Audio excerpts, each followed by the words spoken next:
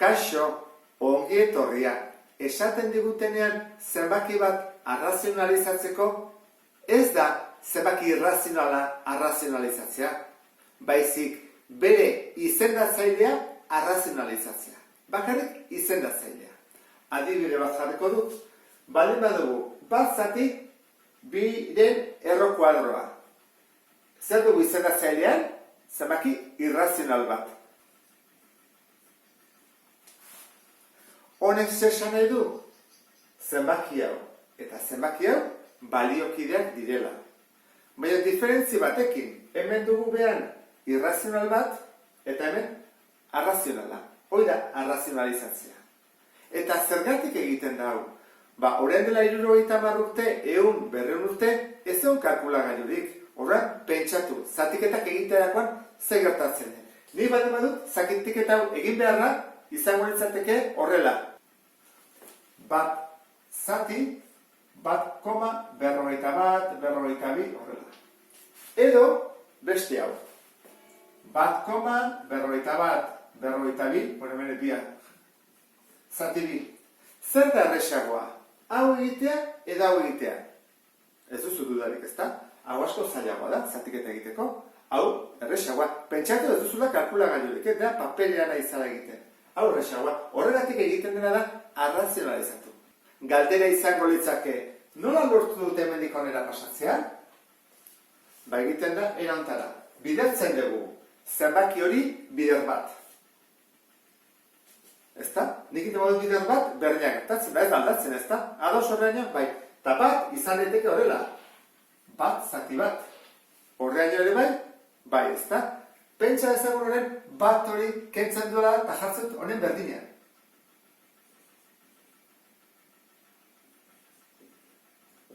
Nola gelditzen da? Bat biren erro kuadroa, eta hau bider hau, berbi, ezta? Zen bada biren erro kuadroa, berbi, bizati bi, bat. Orduan, bat kanpora, eta goian hau gelditzen da. Orain ikusiko ditugu, 3 adibide mota daudela, egingo dugu erresenetik zailenera. Az gaitezen. Lehenengo adibidea errotzailea bidenean. Hemen bezala. Hemen ez du ezan jartzen, beraz, bida. Zer egiten da?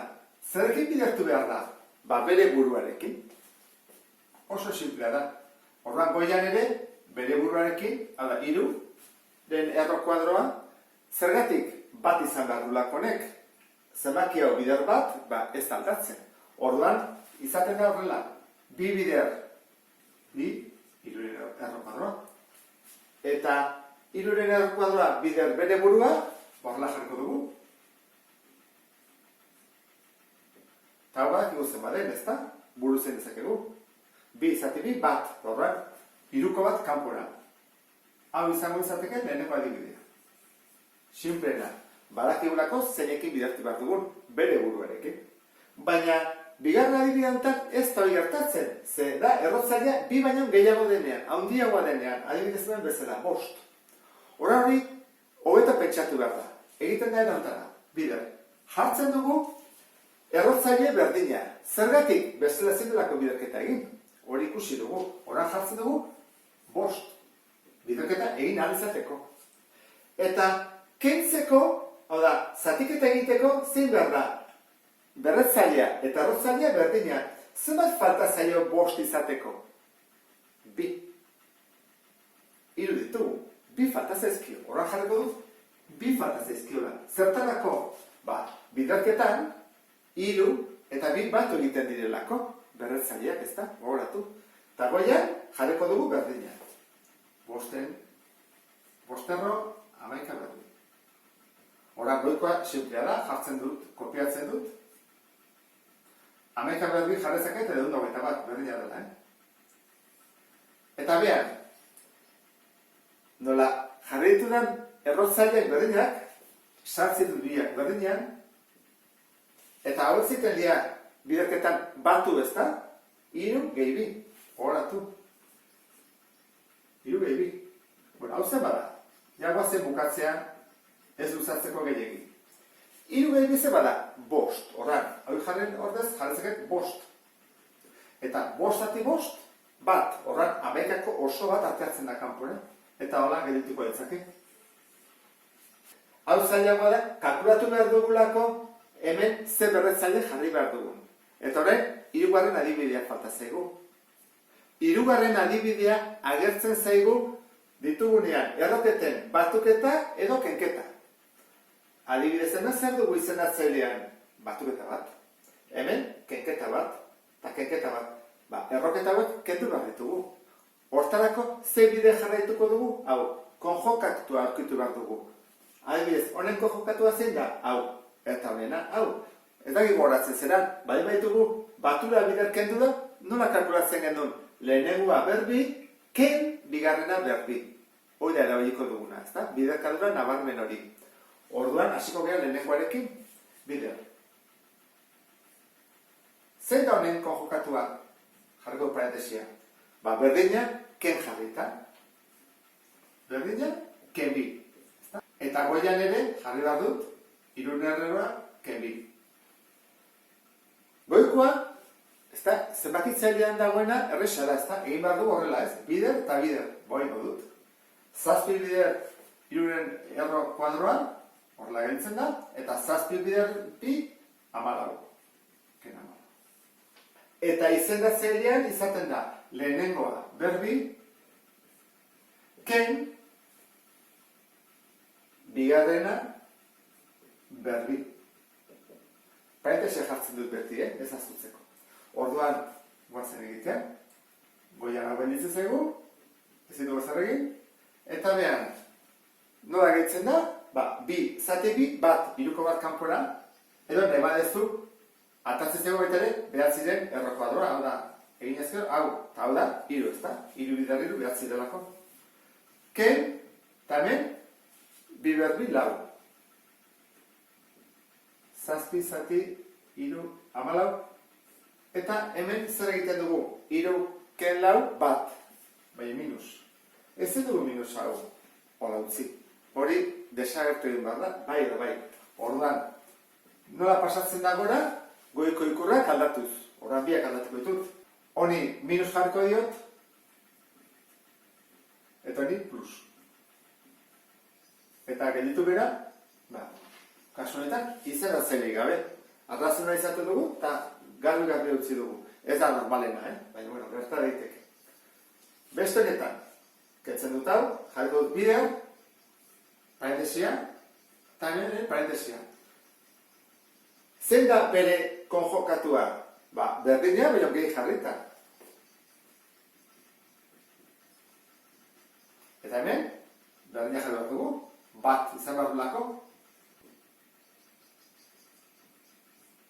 az gaitezen, bidertu egiten da, ezta? Batu zaitez. Ordua izango izateke, lau erro bost, eta lau erro bi. Goiko egina dago. Orain bekoa, lehenengoa berbi, ken, bigarrena berbi. Hemen genuen, erroketa bat bakarra hemen bi daude, hori da diferentzi bakarra. Baina berdin egiten da, ez da diferentzirik. Hau zen bada, 25 erro kuadroa, bost, ezta? Edo bizati bi, bosteko bat, hemen atatzen dugu biko bat, eta goian berduzten dugu,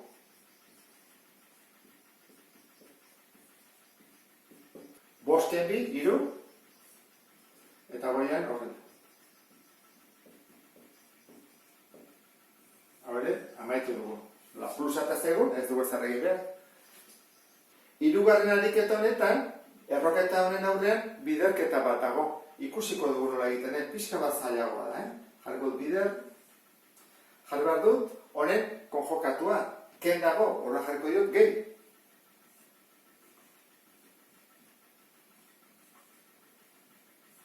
Horra jorresa, ezta? Eta goiak kopiatzen dut berdine.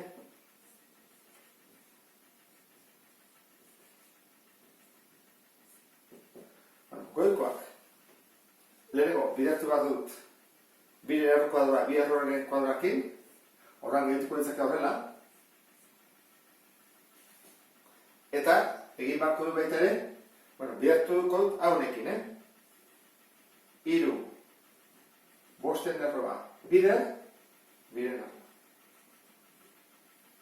Eta behan, lehenengoa berbi,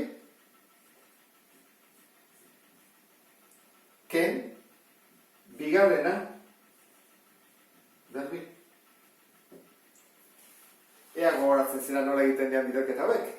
Lehenengo arresa, ezta? Bi da, ezta? Elauren errokoa doa, bi. Edo nahi duzu, bi zati bi, bat. Olako bat atatzen da. Gehi, hemen zein daiteke. Errotzaileak berdinak dira. Bi eta bi, orduan bidertu daiteke. Bost bider bi egin daiteke. 10, horan jarriko dut horrela. 3, eta hemen 10. Goikoa, bukatu dut. Oan bekoa. Hau horreza da, ezta? Bi. Goikoa bezala. Ez du problemarik. Bi zati bi, bat delako, ezta? Batekoa. Ken. Horain egin behar dut. Bi hau, biei pasa. Konduzunekin. Honi eta honi. Biei. Hordan ditugu. 3 berbi. Eta hau ere bai.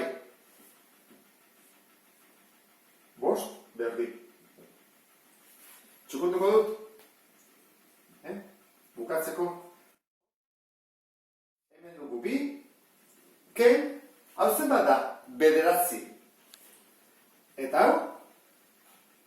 Berbi delako. Bi zati bi bat bosteko bat atertzen da. Horran hemen dugu 5. Jarretuko dut hemen behan. Berdin. Konpiatzen dut goikoan. 2 gehi 3 errama. Eta behan. 2 ken. 45. Ez da kenketa egin. Biderketa lehenengo. 2 ken 45. Geritzen zaigu. 2 gehi 3 10 erroa. Hau azkar joango naiz. Kenketan emaitza da minus 43. Eta minusak kendu behar dugu. Plus bihurtu behar dugu. Goikoi ikurra aldatuz. Ken 2. Ken 3 errama.